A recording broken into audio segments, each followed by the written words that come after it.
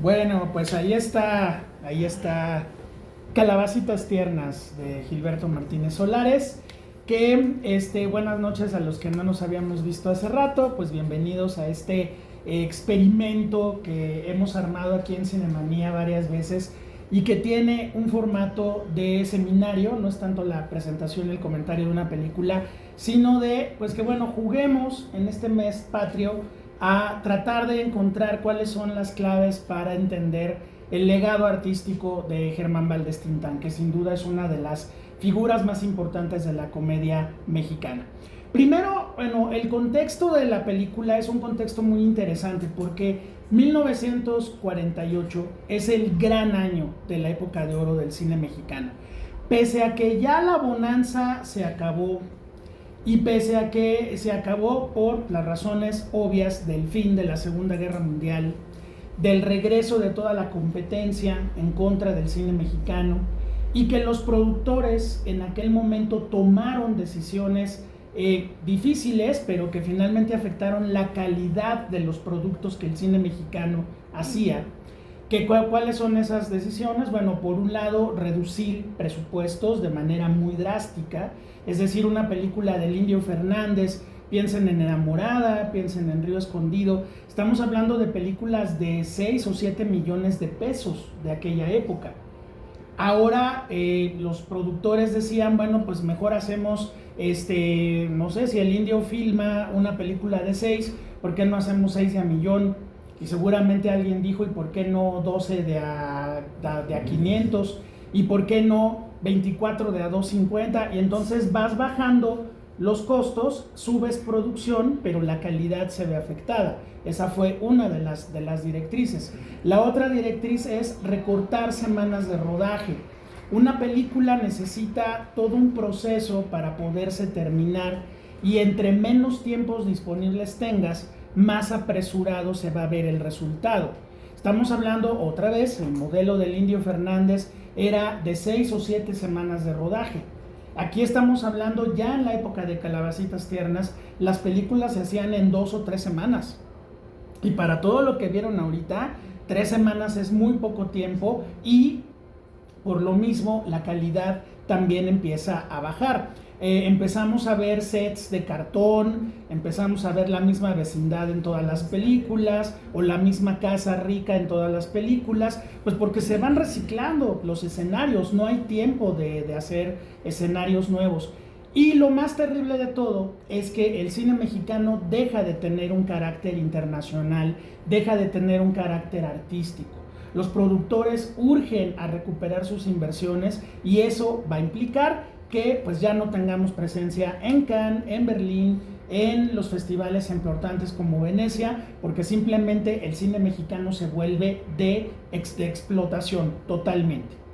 Ahora, 1948 tiene, les decía yo, grandes contrastes y grandes películas. El Indio Fernández filma 2 de sus obras más importantes el mismo año, pasando del mundo de la tragedia rural que casi siempre hacía el Indio Fernández al mundo de los infiernos del cabaret. O sea, en ese mismo año el Indio Fernández filma Pueblerina, que es una de sus grandes películas, y Salón México. O sea, son obras completamente distintas, de géneros completamente distintos. El maestro Alejandro Galindo filma una obra maestra, sin duda la obra maestra de este gran cineasta que fue como el gran observador social de los cambios que sufrieron las familias de la clase media durante el periodo alemanista, que es Una familia de tantas, que sin duda es una de las grandes joyas del cine mexicano.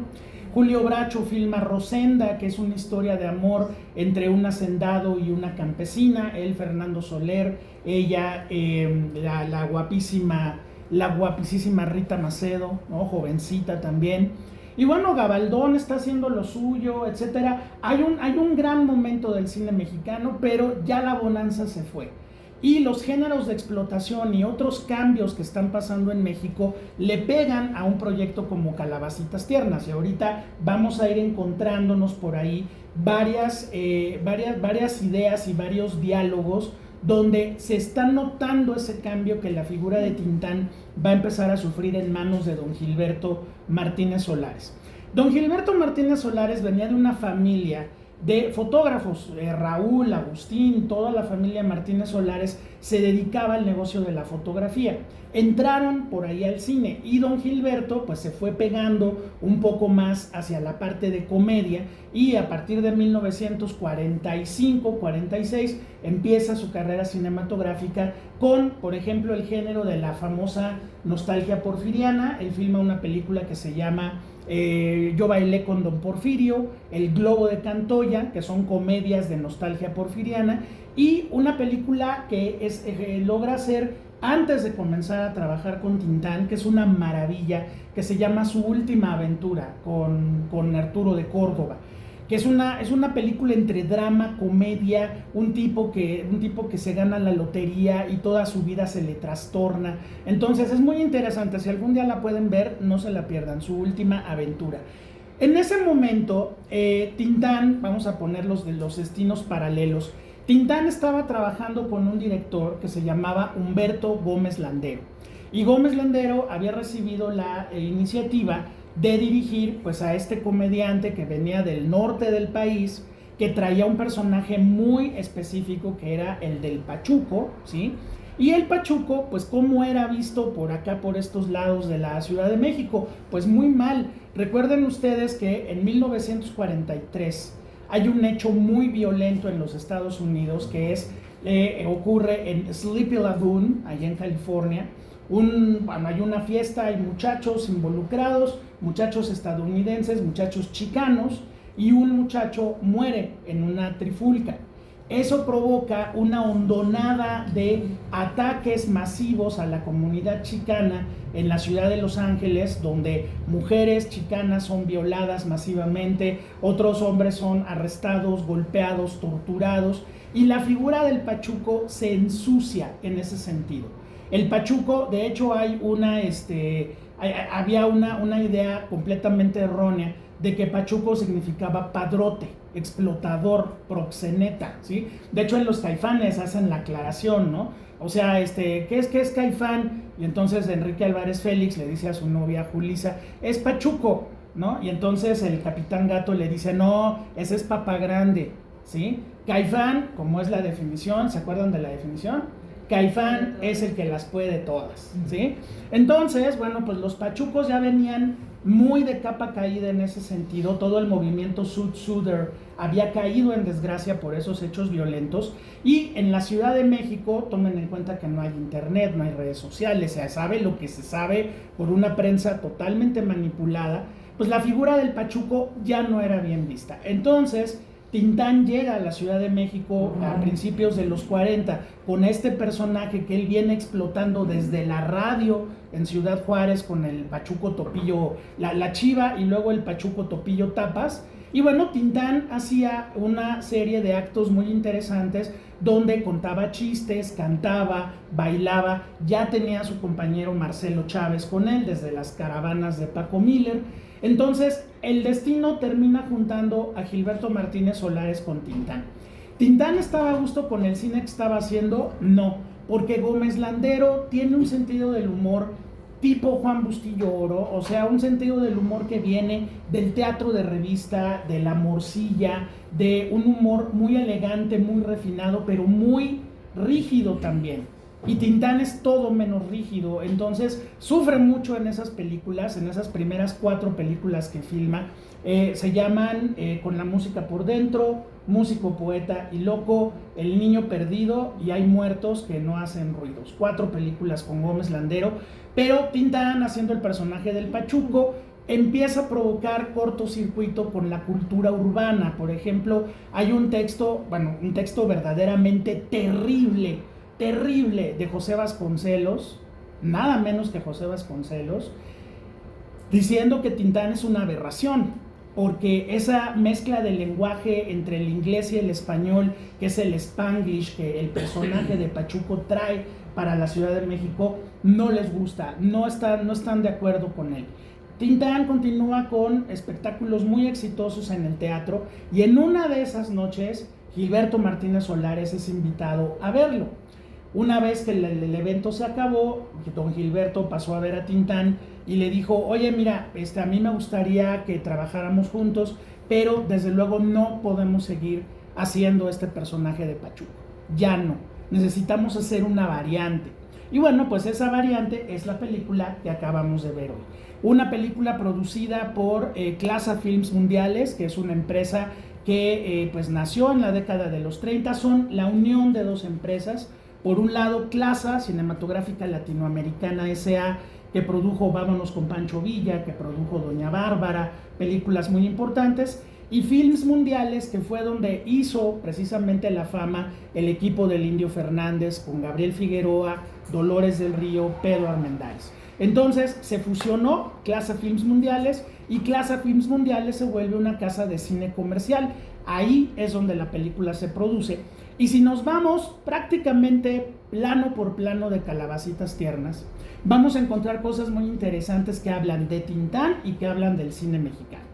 En la película empieza con Tintán interpretando a un vago callejero, que es un músico callejero, se nos da a entender, pero un músico callejero que se está moviendo en estos terrenos todavía del Spanglish. De hecho, en la película, hacia el final de la película, el personaje ya casi no tiene ningún diálogo en Spanglish, pero todo al principio estamos oyendo a Tintán Pachuco, ¿no? Esa mezcla de español e inglés que Tintán la hace de una manera espectacular y que, bueno, finalmente nos está situando un poquito en quién es el personaje.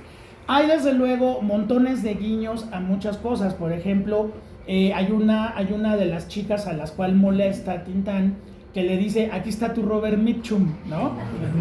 En ese año 48 había ocurrido un escándalo muy importante. Robert Mitchum viene a México. Robert Mitchum es un actor rudo del cine negro norteamericano y se vienen a México a filmar una película que se llama Out of the Past. Traidora Inmortal se llamó en México la película, de Jack Turner, que es un clásico del cine negro. Pero hay una parte donde el personaje que anda buscando a la novia de un gángster, y como ustedes se imaginarán, se enamora de la novia y el gángster se enoja, pues hay una parte donde tienen que venir a México y en particular a Acapulco, porque ahí está escondida la novia. Entonces hay una parte donde Robert Mitchum anda en Paseo de la Reforma, se ve el Hotel Reforma, anda preguntando y le dicen, no, la señora anda en Acapulco. Llegan a Acapulco y entonces pues Robert Mitchum sale en locaciones de Acapulco reales de 1947, imagínense cómo era Acapulco en aquellos años. Bueno, pues resulta también que el maestro Mitchum era un poco aficionado al pastito vacilador. Y entonces un día le cacharon una buena cantidad de mota y se armó un escándalo y lo metieron a la cárcel unas cuantas horas. Y claro, en México todo el mundo diciendo, no, aquí no consumimos esas porquerías, como creen estos gringos que vienen y hacen lo que quieren. Entonces Tintán ahí se está burlando o está haciendo una referencia de aquí está tu Robert Mitchum. Pues bueno, también es por lo que había pasado en México en aquel momento. Esa es la primera que aparece ahí en la película. El personaje quiere pedir chamba en un cabaret, pide un traje prestado. Ahí aparece pues uno de los personajes más cercanos en la vida de Germán Valdés Tintán, que va a ser Ramón Valdés, uno de sus hermanos que pues es interesante lo que pasó bueno, lo conocemos todos como Don Ramón, obviamente, pero es interesante lo que pasó con Ramón Valdés. Ramón Valdés no puede en ningún momento estar más arriba que su hermano o tener un estelar. Siempre Ramón Valdés va a ser un muy buen actor de cuadro, sobre todo de comedia. No necesariamente comedia, también sale en varias películas de drama, pero siempre hacía papeles de reparto, siempre hacía papeles de cuadro. Y cuando viene la conformación del equipo de Roberto Gómez Bolaños en Televisión Independiente de México, en el Canal 8, cuando se arma un programa que se llama Los Caballeros de la Mesa Cuadrada, antes que aparezca el Chavo del 8, él recluta y piensa, pues bueno, don Roberto era un gran admirador de los Valdés, de los tres Valdés que aparecen en cine, bueno, 4 con el ratón, ¿no? Que aparece un pedacito en el Revoltoso y en algunas otras películas más. Pero entonces el Loco Valdés en ese momento estaba en la cúspide de su fama, estamos hablando de los 70. Germán Valdés ya murió, y entonces ¿quién queda? Ramón Valdés. Y entonces pues Chespirito, Roberto Gómez Bolaños, le da el papel de Don Ramón, y Don Ramón se vuelve parte importantísima de la mitología de la vecindad y crea un personaje verdaderamente enorme, donde también hay muchos guiños a los personajes de Tintán, ¿no? O sea, Don Ramón es un personaje antisistema, antitrabajo, antisalario, antipagar la renta, ¿no? Y entonces, bueno, por eso se vuelve un personaje tan entrañable, además de ser papá de la Chilindrina, es un personaje sumamente entrañable, pero Roberto Gómez Bolaños, a través de Don Ramón, le hace un gran homenaje a la familia Valdés, ¿no? Entonces, bueno, aquí ya vemos a Don Ramón, que es el empleado de la tintorería, que luego se baila en un boogie maravilloso, Tintán y Don Ramón con Rosita Quintana, en esa escena preciosa. Y bueno, ya aparece ahí uno de los Valdés que van a estar apareciendo a lo largo de buena parte del cine de Tintán. Una vez que el personaje fracasa en su intento por conseguir trabajo, pues vemos que llega a Chapultepec, se va a suicidar y finalmente acaba provocando la caída de Francisco Reiguera, que efectivamente siempre tuvo esa cara como de muerto, y era un personajazo de teatro clásico español, era luego se vuelve, muchos años más adelante, se vuelve el Quijote de Orson Welles, en aquella película que nunca se pudo terminar. Y bueno, Reiguera era un hombre que trabajaba mucho entre España y México, era un tipazo, era un artista muy reconocido, y bueno, aquí se dio el gusto de hacer un papel de muerto que le quedaba realmente muy bien. Entonces, bueno, ahí tenemos a Francisco Reiguera. Tenemos la referencia erótica. Esto hay que tenerlo muy claro. El mundo de Tintán, el universo de Tintán, es un universo también donde hay un erotismo muy particular. O sea, no por nada tiene el récord Guinness de el actor que más besos da en toda la historia del cine a las mujeres más guapas de su época, sino que hay un universo erótico musical que Tintán va a empezar a formar. Entonces, aquí, por ejemplo, esta parte de cierto erotismo, cuando lo atropella el coche y de repente la Diana cazadora le regresa la mirada, pues bueno, ahí tenemos, ¿no? Luego por eso le dice a Rosita Quintana, pues yo ya te guaché sin túnico, ¿no? Pues cada día te tapas más, Dianita, ¿no? Le dice. Entonces, finalmente empieza también a moldearse esa parte. La película, digamos, Calabacitas Tiernas, y eso es un proceso que ustedes se van a dar cuenta si nos acompañan los 4 sábados que vamos a hablar de Tintán en este espacio.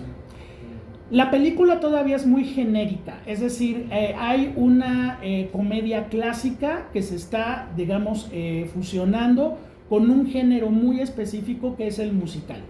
Paso primero a la parte de la comedia clásica, o sea, parte de la comedia clásica, desde la época del maestro Aristóteles, pasando por Molière y por todos los teóricos de la comedia, tiene que ver con la falsa identidad, el disfraz, ¿sí?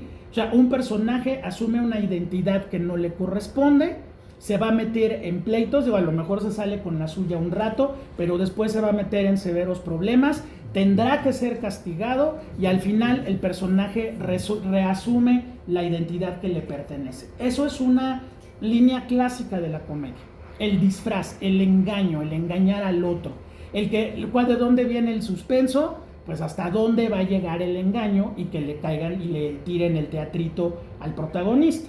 Entonces, Calabacitas Tiernas juega con esa estructura de comedia clásica, y por el otro lado, el género del musical, que en el cine mexicano no se nos dio como a los estadounidenses. O sea, mientras el cine de Hollywood, y ahí sí no hay manera de ganarles, tenía a un Fred Astaire, a un Gene Kelly, a un Vincente Minnelli, a directores, actores y creadores detrás de un género, el musical en el cine mexicano, a ver, no es que no tengamos números musicales y que no tengamos canciones que sean muy identificables del cine mexicano.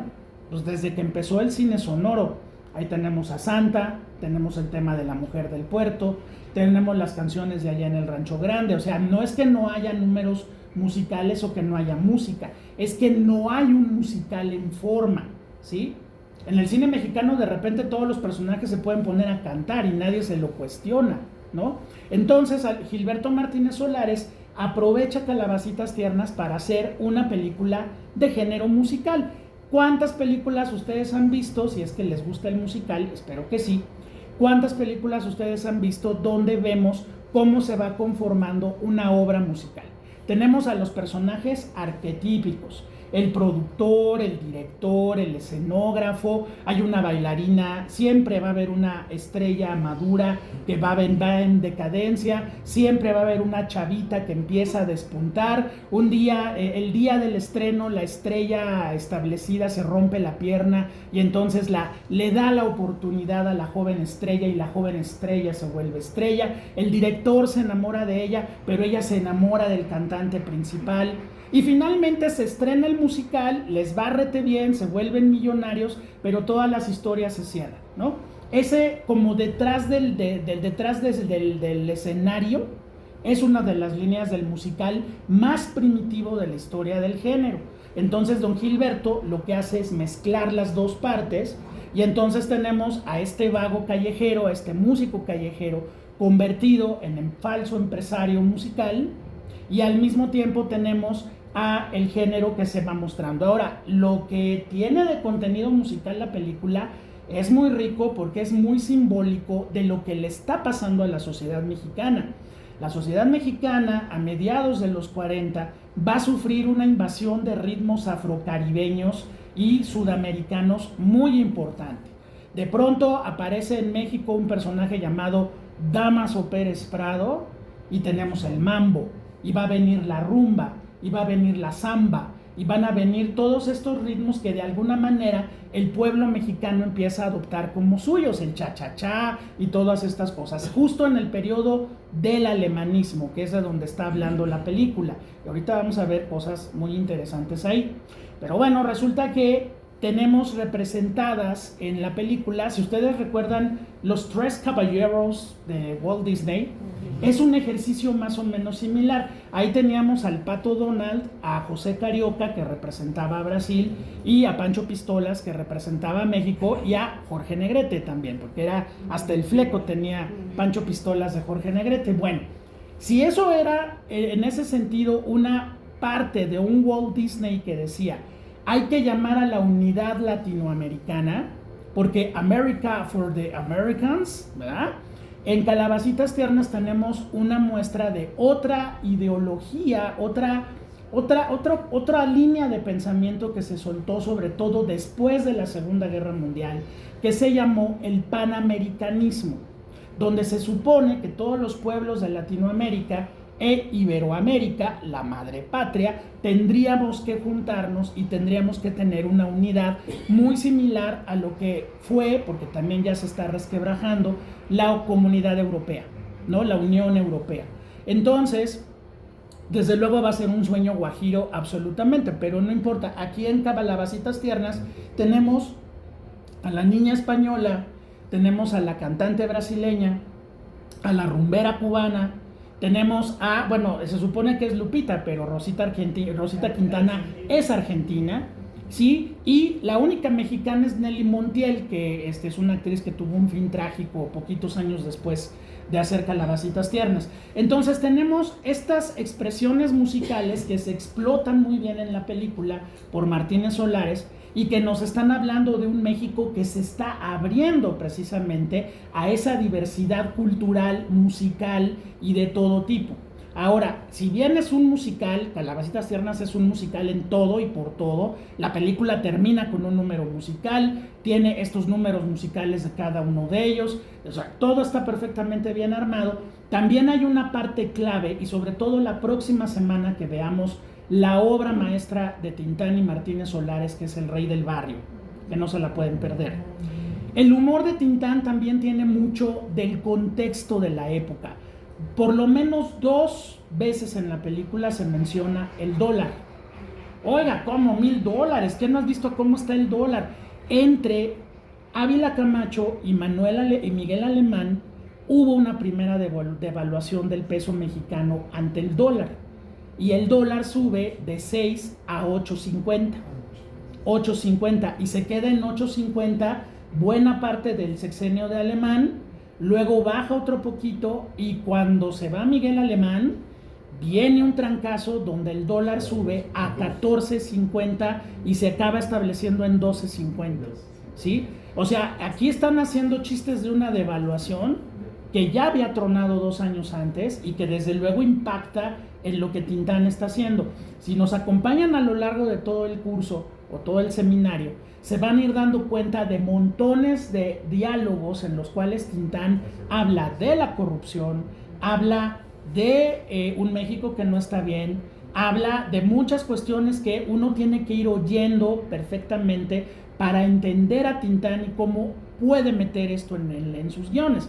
La escena de la tortura en la marca del Zorrillo, donde están torturando en la máquina de la Inquisición al vizconde y grita: no me estiren que no soy presupuesto, ¿no? O bueno, la famosísima y gran secuencia del Rey del Barrio, de miren nomás cuánto ratero millonario anda por ahí suelto, ¿no? Entonces, eso también es importante, la ruptura de la cuarta pared. Tintán va a tener tal confianza en sí mismo como personaje que de pronto Tintán puede moverse hacia enfrente y romper la cuarta pared. Aquí, cuando está de pronto molesto por las actitudes de Lupita, de repente voltea y nos dice: pero miren qué gata angoriana y no sé qué. Nos está hablando a nosotros, está rompiendo la cuarta pared. Hay una gran escena con Julien de Meriche, que es el representante de artistas. Julien de Meriche, que fue conductor, cantante, bailarín, hombre de origen ruso, que luego es el esposo y creador de la India María, de María Elena Velasco, en los 70. Julien de Meriche. Ahí está con Julien de Meriche, le está enseñando el catálogo de artistas, ¿no? Que bueno, sí hay unas cosas muy groseras que ahí hace Tintán, pero con las tías, ¿no? No, pues esta ya vio 2 guerras, ese diálogo. Esta fue novia de don Porfirio cuando era conscripto, ¿no?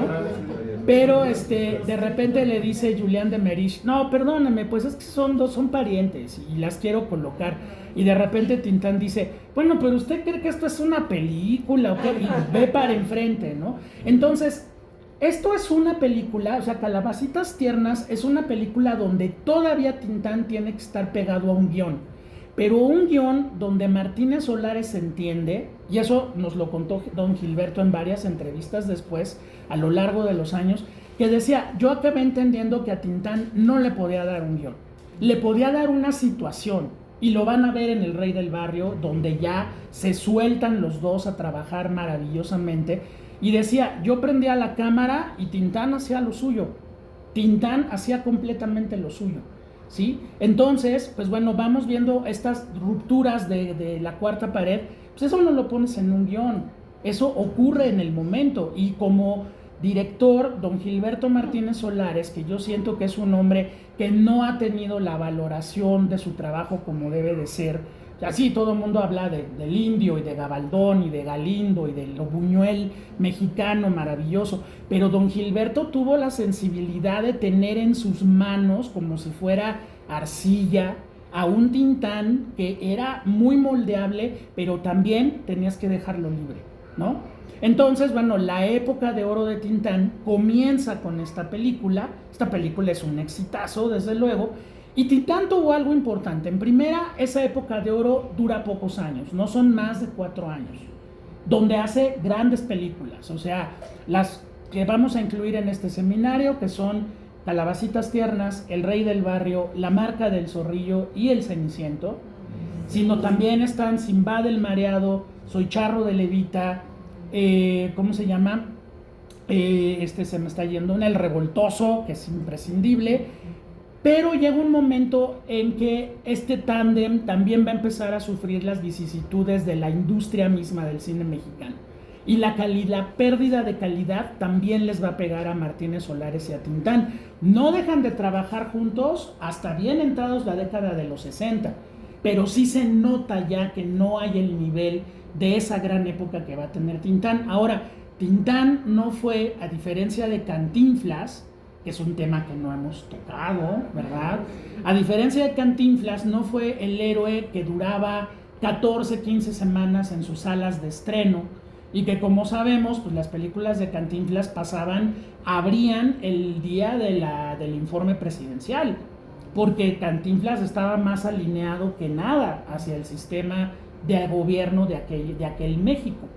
Tintán fue el héroe de los cines de barrio, O sea, realmente los taquillazos de Tintán y por lo que se lo peleaban los productores para trabajar con él, era porque Tintán, mi mamá lo recuerda muy bien en el cine Encanto, en el cine Ópera, 3 películas de Tintán por $1, pero el cine se llenaba, y estamos hablando de cines de 3,000 butacas, ¿sí? Entonces Tintán no pegaba en el Metropolitan, no pegaba en el Palacio, no pegaba en el Cine Alameda, pero no lo metieras en el Encanto en la colonia San Rafael, porque Tintán no lo podías retirar de cartelera, ¿no?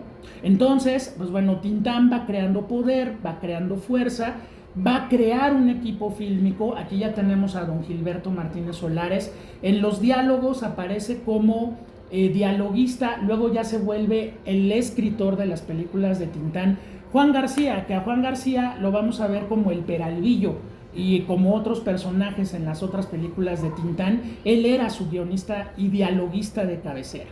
Ahora, no podemos dejarlo fuera porque así como en algún momento en los años 60 se armó una polémica entre quién es mejor, Charlie Chaplin o Buster Keaton, y hasta la fecha, pues obviamente esa pelea no se puede concretar porque los dos son grandes. Hay que hablar de Cantinflas. A ver, Cantinflas tiene un enorme valor. Por eso quería dejarlo un poquito al final antes de ya pasarle la palabra a ustedes. Cantinflas tiene un enorme valor. Definió el humor en habla hispana. Durante el cine mudo de toda Latinoamérica e Iberoamérica nunca se pudo encontrar algo similar a Chaplin, algo similar a Harold Lloyd, algo similar a Buster Keaton. ¿Por qué no? La comedia americana de situaciones, de pastelazo, de caídas, de patadas en el trasero, era muy americana, y cuando se intentó hacer en nuestro país no funcionó. Entonces en México, una vez que llega el cine sonoro, es que se va construyendo la identidad de la comedia de habla hispana. Y Mario Moreno, porque hay que dividir al personaje, Mario Moreno logra algo interesantísimo desde la carpa. Además, tomar en cuenta eso, la carpa y el teatro de revista son las dos grandes fuentes de actores de comedia para el futuro cine mexicano sonoro. Desde luego, el teatro de revista, el humor del teatro de revista es un humor refinado, es un humor absurdo, como es el humor, pero es un humor refinado, es un humor elegante. Ahí la gran figura será, por ejemplo, Joaquín Pardavé, que se forma en ese teatro de revista. Pero la carpa popular, la carpa que tenía espectáculos donde alternaba un comediante con comedia política y una señora que cantaba boleros y perritos bailarines por una misma tanda de $2, la carpa es de donde van a brotar la gran mayoría de las figuras también importantes del cine mexicano. Simplemente Clavillazo, Resortes, Cantinflas vienen del mundo de la carpa. Entonces, Mario Moreno se pone a crear un personaje valiosísimo que se va a llamar Cantinflas. Este personaje está llevándose al teatro a un personaje que existió en la sociedad mexicana del momento, de la revolución, que se llamó el Pelado, se le llamaba el Pelado. Pelado porque andaba a rape, y pelado porque la mayoría de estos personajes fueron campesinos que llegaron a la Ciudad de México con la revolución y que fueron formando los barrios populares del centro histórico. Tepito, La Lagunilla, la Bondojo, donde se quiere ir a vivir Peralvillo, donde se quiere ir a vivir Lupita, ¿no? Entonces, estos personajes eran antisistema, no querían trabajar, no querían formar parte del sistema, por mucho no querían estudiar y querían vivir de los demás. Y por otra parte, utilizaban el español para defenderse de los demás y sobre todo el abuso del español.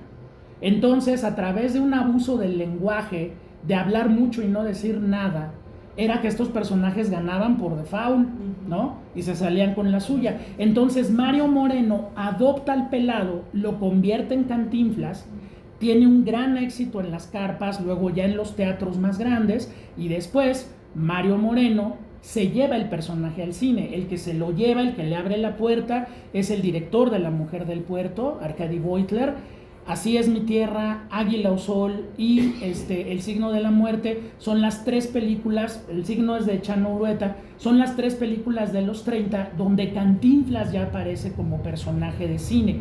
Pero la obra maestra, la primera gran obra maestra del cine en español de comedia se llama Ahí está el detalle. Que bueno, creo que es una película que todos ustedes han visto, una película donde tenemos esos 2 grandes mundos de la comedia mexicana, el teatro de revista representado por don Joaquín Pardavé y la carpa desatada representada por un Cantinflas extraordinario, que bueno, las escenas entre ellos 2 juntos son de antología. Ya esa escena cuando lo saca del closet, ¿no? Sálgase de ahí. No, estoy muy contento aquí. Sálgase de ahí. No, lo saca. Párese ahí, ¿dónde? ¿Aquí? No, párese ahí, le digo que se pare. ¿Aquí o aquí? ¿No? Y entonces empieza el duelo entre Pardavé y Cantinflas. Es una escena increíble, pero a ver, estamos hablando de una comedia hablada, o sea, el humor en español y el humor mexicano es un humor hablado. Por eso el éxito del albur también, porque el mexicano no patea, el mexicano no da pastelazo, no da cachetadas, el mexicano te alburea. Y si tú regresas el albur y se arma un buen diálogo de albures, es verdaderamente maravilloso, ¿no? Digo, don Sergio Corona, que todavía lo tenemos entre nosotros, tiene su festival de albures anual en Hidalgo, donde, bueno, se pone buenísimo. Claro, hay que aguantarse. Y hay que llevarse y aguantarse, ¿no? Porque sí se pone, pero ya es albur de una cuestión casi filosófica de albur. Entonces, Tintán va a romper con eso. Tintán se va a poner a bailar, se va a poner a cantar, se va a poner a besar, se va a poner a hacer personajes diferentes. En El Rey del Barrio hace 5 personajes diferentes, que no todo un actor ni de comedia ni de drama los aguanta. Cantinflas, ¿qué le pasó? Cantinflas le gana el dinero, le gana el poder. Mario Moreno acaba matando a Cantinflas. Lo vuelve, desde el momento en que Cantinflas se vuelve policía, o sea, imagínense, el vagabundo, el pelado que acepte ser policía, en ese momento el personaje se traiciona por completo y ya no hay vuelta atrás. Ya después vamos a jugar a la monografía de los oficios. Los jóvenes no sabrán qué es eso, pero nos mandaban a la papelería a comprar la monografía de los oficios, y entonces eran 10 cuadritos y era el carpintero, el policía, el doctor, ¿no? Y luego, una vez que Mario Moreno se alinea con el sistema priista, pues bueno, vienen comerciales del Seguro Social como el señor doctor, y vienen comerciales de las campañas de alfabetización en el analfabeto, y ya ese cine no tiene ninguna importancia, ni estética, ni artística, ni mucho menos. Entonces, bueno, sí quería yo tocar hoy de una vez al maestro Cantinflas para que veamos por qué Tintán va a evolucionar muchísimo más, ¿sí? Primera, con un director sensible. Segunda, con la creación de un equipo fílmico donde ya aquí vimos a su hermano, vimos a don Gilberto y vimos a Juan García. Todavía faltan varios, ¿eh? Tiene que entrar Marcelo, que aquí todavía no entra. Tendrá que entrar La Vitola, tendrá que entrar Borolas, tendrá que entrar el Poncianito, tendrán que entrar varios otros personajes. Desde luego nuestro querido Tuntún, que va a aparecer ya en El Rey del Barrio, pero esa familia artística también va a ser un logro de Tintán. Pero no me adelanto para ya verla la semana que viene. Entonces, ustedes coméntenme, a ver, abrimos contigo, ¿qué pasó? Nada más recalcar que sí hay un momento importante contestatario de Cantinflas. Sí. Hay incluso un discurso que empieza diciendo: hay momentos en la vida totalmente momentáneos. Sí. Y se suelta, pero se suelta contra el gobierno, contra sí. autoridades, etcétera. ¿Cómo se llama? Ay, es El Ministro y Yo en esa película. Uh-huh. Sí. Y bueno, siguiendo por la cuestión esta de lo contestatario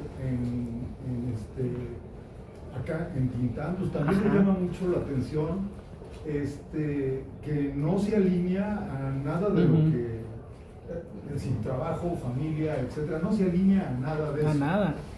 Y es un personaje que culturalmente ha trascendido muchísimo. Yo me tocó ver una película, seguramente la conocen, que habla sobre la cuestión esta que hubo en Estados Unidos, que se llama Suit. Claro, Fiebre Latina de Luis Valdés. Fiebre Latina, así le pusieron. Así aquí le en pusieron, México. Y era una especie como de teatro, medio teatral, sí. etc. Muy buena película. Sí, claro. Y bueno, si les digo, hasta la maldita vecina. Con el sensacional Edward James Olmos. Edward Claro, James. del Pachuco. Del Pachuco. Sí, sí. Entonces, sí como que ha sido un personaje que ha estado en la cultura. El mismo Paz hablaba de las pandillas. Sí. En fin, ¿no? Entonces el Pachuco es culturalmente hablando es muy valioso. Claro, eso era un personaje de transgresión, era un personaje de respuesta. O sea, mientras los jóvenes americanos se peinaban de casquete corto, traje y corbata, el Pachuco usa trajes de colores, el Pachuco usa reloj de cadena, usa zapatos enormes, pantalones guangos hasta acá, ¿no? Fajados hasta acá, sombrero con pluma, sombrero de ala ancha con pluma, el pelo largo y engominado, pero el pelo largo y engominado. Y desde luego esta cuestión del Spanglish también es una transgresión, pero eran los trajes de colores amarillos, verdes, rojos. En la exhibición que hicimos de la comedia en el cine mexicano en Cineteca Nacional, la familia Valdés, Rosalía y Carlos, sus hijos más chicos, prestaron un traje original de Tintán. Exposición maravillosa. Esa exposición estuvo maravillosa, pero era bien interesante que Tintán no era bajito. El traje era como de alguien de más de 1.70. Y además Tintán, es una cosa muy extraña, Tintán usaba este personaje porque viene del norte. O sea, la cultura del sud y del Spanglish la toma de vivir en Ciudad Juárez, a donde se van a vivir los Valdés cuando él apenas es un recién nacido. Sí, sabemos que nació ahí en el Hotel Cortés, ahí en el metro Hidalgo, ahí nació Tintán, pero finalmente la familia se fue a Ciudad Juárez. Y todos los Valdés asumieron esa cultura México-estadounidense. Entonces, para Tintán era perfectamente común el asunto del Pachuco, pero en la cultura estadounidense era una agresión. Y era, además, después de que pasa lo de Sleepy Lagoon y todas estas agresiones que sufrió la comunidad chicana, fue una comunidad sumamente vapuleada durante muchos años. Y la figura del Pachuco no deja de tener ese ánimo transgresor. Lo que hace, por ejemplo, Fiebre Latina de Luis Valdés es la conciencia, ¿no? Y el Pachuco que hace Edward James Olmos no es un personaje, es un personaje siempre en tono de lucha, en tono de bronca, ¿no? O sea, él de repente dice que habla del espejo negro de Tezcatlipoca y todo esto. Claro, pues es la cultura mexicana, los chicanos, por eso son chicanos, ¿no? Y Tintán asumió esa identidad. Claro, cuando llega a la Ciudad de México ya no gusta, porque conforme Tintán se fue acercando, bajando del norte para acá, la figura del Pachuco ya estaba muy denostada en ese momento. No pierde y jamás perderá su valor cultural, pero sí, Tintán tuvo que cambiar porque tuvo que cambiar. Ya no era posible seguir manteniendo eso, porque no solamente le decían que era incomprensible, sino lo empiezan a acusar de ser un comediante que está tomando un arquetipo negativo para la época. Y no, lo tiene que dejar ir y sale ganando, porque entonces puede convertirse en tantas cosas y tiene la facilidad de hacerlo, que por eso Tintán se va como se va, ¿no? Y hasta incluso las películas menos logradas de Tintán, él está siempre sensacional, ¿no? Tintán tiene algo con otra figura muy importante que es Pedro Infante. Y aquí me estoy metiendo desde luego con el mito sagrado de la cultura y del cine mexicano. Pero, ¿qué es lo que los une? Que son personajes que tienen un ángel enorme, que no pasaron por ninguna profesionalización, ni de canto, ni de baile, ni de actuación, ni de mucho menos, pero se paran enfrente de una cámara y son verdaderamente extraordinarios, ¿no?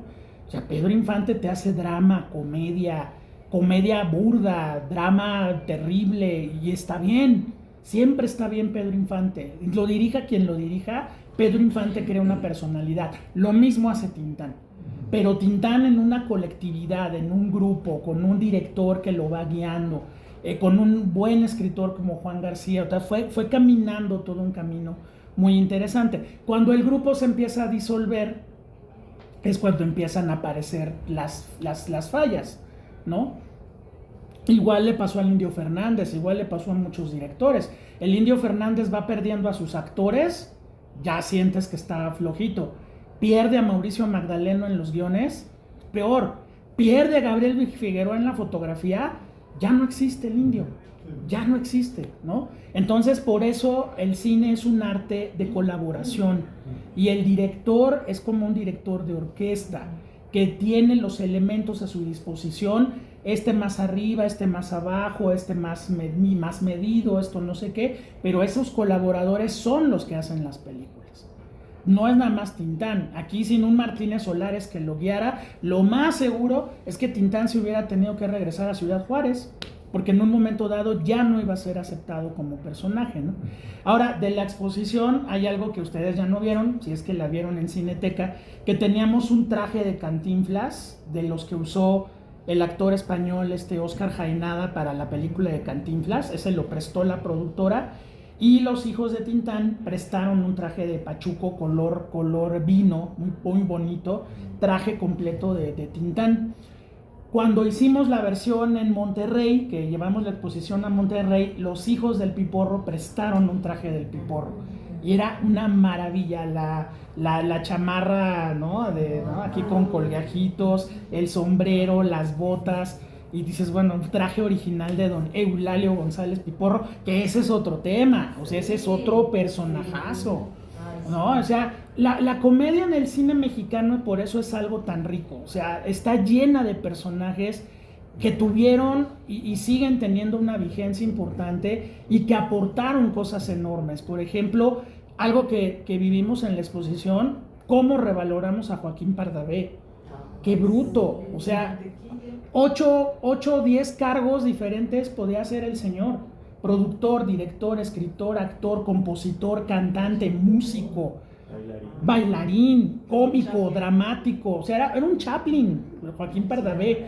Mete el tema de los migrantes al cine mexicano, ¿no? Los españoles, los árabes, ¿no? Ahí está el Barchante Neguib, el Baisano Jalil, los hijos de Don Venancio, el melodrama cabareteril con ojos de juventud y todo esto, el género de la nostalgia porfiriana. O sea, Joaquín Pardavé merecería, bueno, toda la admiración del mundo, ¿no?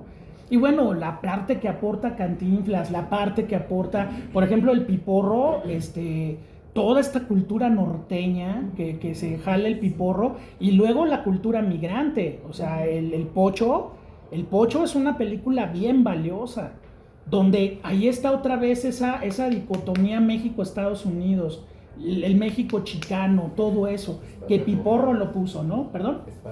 Espaldas mojadas, ya desde ahí, desde con Alejandro Galindo ya está creando ese personaje, ¿no?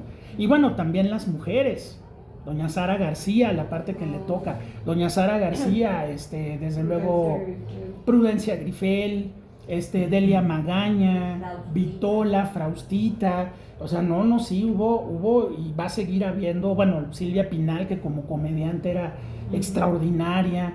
Entonces sí hay una enorme cantidad de personalidades, pero bueno, Tintán sí es un caso único, o sea, Tintán hace todo, Tintán hace de todo, y pues bueno, desgraciadamente el devenir histórico del cine mexicano también va a afectar profundamente su carrera, pero eso lo vamos a ir viendo después. Adelante. Bueno, aquí también faltaría también Clavillazo, ¿no? Claro que sí. Pero bueno, había dos, una también integrar un poquito el personaje de Clavillazo, no sé si a la altura del mismo Tintán, del Piporro y de Cantinflas, ¿no? Sí. Pero otra cosa que quería comentar era, volviendo un poquito a la parte de los chicanos y de lo que pasó en Los Ángeles, ¿no? Sí. y a James es James Olmos, ¿no? Edward James Olmos.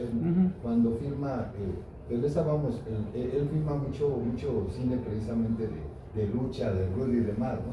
Pero sí. Hay una película que se llama American Me. Santana. Como diciendo americano yo. Santana, yo, americano yo. Que es claro. muy cruda, bueno, que es muy fuerte y es muy cruda, pero que refleja mucho, sobre todo también, la parte de los chicanos, no sé si relacionarlo con lo que pasó precisamente en Los Ángeles, ¿no? Cuando claro. Lo de las pandillas de Los Ángeles, ¿no? Sí. Pero era más una lucha, bueno, yo así lo vi, era más una lucha de decir, yo no soy americano, yo tengo mi identidad, o sea, claro. no pierdo mis raíces, ¿no? Así es. De donde nací, de donde vengo, ¿no? Claro, nuestro compañero se refiere a una película que fue la ópera prima como director de Edward James Olmos, que se llama Santana, americano yo, donde se habla de la MS, ¿no? O sea, de la mafia mexicana en las cárceles. El personaje prácticamente no abandona la cárcel en toda la película. Y si recuerdas la película, él es hijo de una violación de ese junio del 43. Entonces, con eso carga el personaje toda su vida y desde la cárcel se vuelve un hombre de poder impresionante, ¿no? Y que la filme Edward James Olmos también es muy simbólico, ¿no? O sea, es como nos decías, o sea, es el pachuco de Sud Sud haciendo una película sobre este hecho que acabó marcando profundamente a la comunidad chicana, para mal, ¿sí? Y que vino a traer rencores y vino a traer cosas terribles que pues hasta la fecha no se arreglan tan fácil, ¿no? Y sobre sí. Todo también eso, ¿no? Que todo eso también vino a empañar o vino a ensuciar la parte del pachuco, ¿no? Así es. De la identidad del pachuco. Eso fue lo que pasó. Eso fue lo que pasó. Y bueno, Tintán estaba saliendo ya hasta cierto punto afectado por esa imagen que estaba denostando ya al pachuco, ¿no? Pero Calabacitas Tiernas es todo eso que les comentaba. O sea, es todavía una película muy contenida, es una película que tiene el tono del cine de comedia musical mexicano, pero donde Tintán ya va a empezar a moverse y ya va a hacer cosas excepcionales. El Rey del Barrio ya es una obra maestra. O sea, ahí en El Rey del Barrio los poderes combinados de Martínez Solares y Tintán ya están a todo lo que dan. Y bueno, pues es una película que los vamos a invitar a ver la próxima semana, igual a las 6 de la tarde los esperamos. Ya nos vamos directo con película, entonces pues los vemos la próxima semana, sí. Bueno, yo estoy de acuerdo totalmente contigo en que Mario Moreno mató a Cantinflas. Sí, al personaje de Cantinflas. Pero el primer personaje que él hace de policía, sí, y también de bombero, que todavía siento que es el blanco y negro, sí es muy todavía Cantinflas, ¿no? Ya después esa parte moralista sí. Incluso yo creo que cuando Cantinflas se hace películas a color, ¿no? Ay, no, ya son espantosas. Que el poder, sí. porque además él se mete al sindicato, o sea, el poder lo acaba. El poder acaba Mario Moreno. Y Tintán sí. siempre fue un hombre tan generoso sí. que se la vivió dándoles a sus amigos y él acabó fatal, ¿no? Sí, Tintán fue... Bueno, muy, o sea, de sí. todo como vivió. Claro. Y bueno, una pregunta. Sí. Cuando llegan, cuando les pregunta, hay un presentador que les pregunta que quién va a salir primero, ¿no es Ramón Gay? No es Ramón Gay. ¿No? No, Ramón Gay ya era Ramón Gay. Ya Ramón sí, Gay. no hubiera aceptado. La última, que creo que sí. nos cae el cumpleaños de Tintán en este seminario. El 19 de septiembre, ajá. Justo es el cumpleaños de Tintán. Mira, sí, yo siento que la otra gran diferencia entre ambos es que Cantinflas acumuló poder, riqueza, contactos, línea, o sea, todo eso.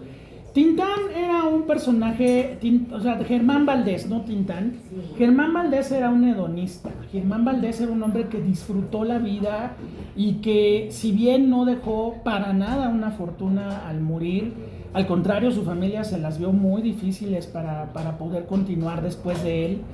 Finalmente, su lana se la gastó, su lana se la botó, el prestigio y todo lo que él tenía lo mantuvo hasta el final. Pero, pues sí, muere muy joven, muere de 58 años, es terrible, ¿no?